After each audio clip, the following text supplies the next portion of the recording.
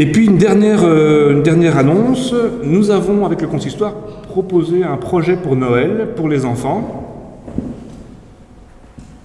Nous allons leur offrir un album de Noël, dans lequel ils pourront coller au fur et à mesure des autocollants. Donc, je ne sais pas si vous connaissez le système des autocollants Panini pour le football. Alors c'est aussi l'occasion de faire peut-être, de boycotter Panini pour le Qatar cette année.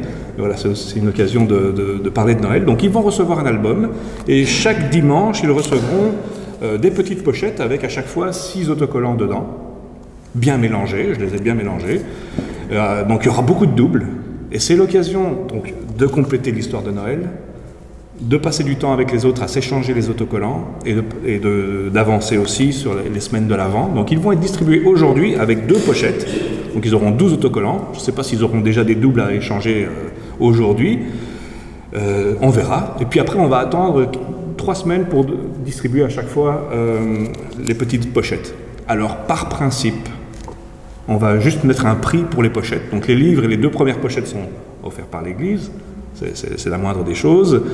Mais alors, pour que les enfants qui veulent participer, ce sera 50 cents symboliques pour une petite pochette, chaque dimanche, à partir du moment où ce sera distribué. Et cet argent-là va être récolté pour la collecte pour les écoles du dimanche, qui est proposée par les pubs. Alors je sais qu'il y a un projet, mais j'ai oublié lequel.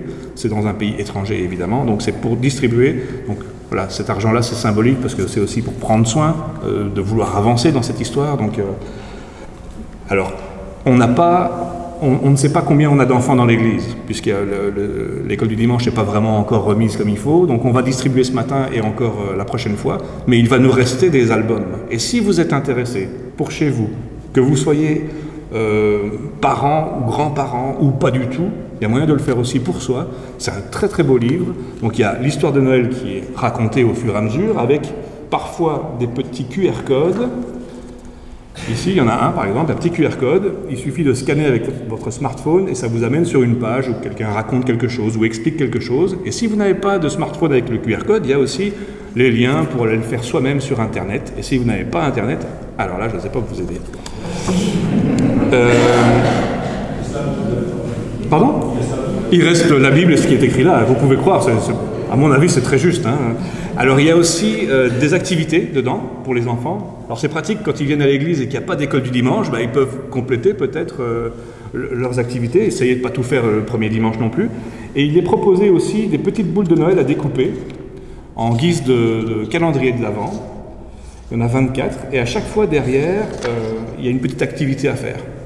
Alors la réalisatrice du bouquin m'a dit de dire aux parents, vérifiez que l'activité soit faisable le jour où vous proposez, parce qu'il y a différentes activités, il y a encourager quelqu'un, se promener dans la nature, il faut quand même que les parents réfléchissent qu'il fasse quand même beau ce jour-là, dire je t'aime à une personne, offrir un massage à quelqu'un de ta famille, moi je pense que je vais récolter.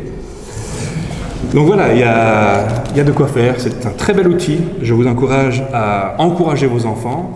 Ils vont recevoir ça, donc je vais leur distribuer ça tout à l'heure, juste à la fin du culte. Donc, chers parents, soyez patients, il va falloir que je leur explique la chose, qu'on distribue, peut-être qu'ils échangent, donc profitez de la tasse de café qui est offerte pour prendre du temps les uns avec les autres.